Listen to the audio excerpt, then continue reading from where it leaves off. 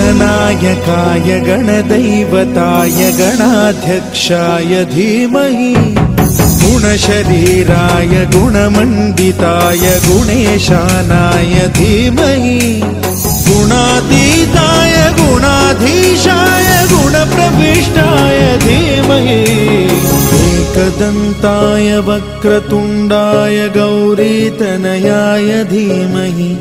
गजेशानाय भालचन्द्राय श्रीगणेशाय धीमहि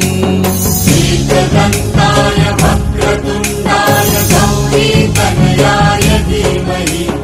गजेशानाय भालचन्द्राय श्रीगणेशाय धीमहि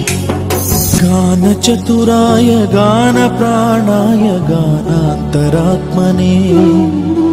गानोत्सुकाय गानमत्ताय गानोत्सुकमनसे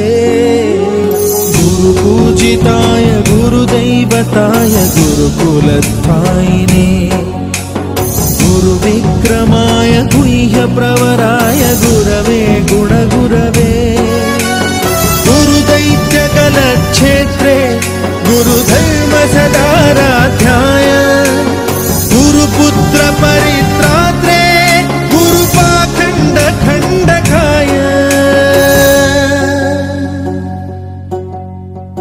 गीतसाराय गीततत्त्वाय गीतगोत्राय धीमहि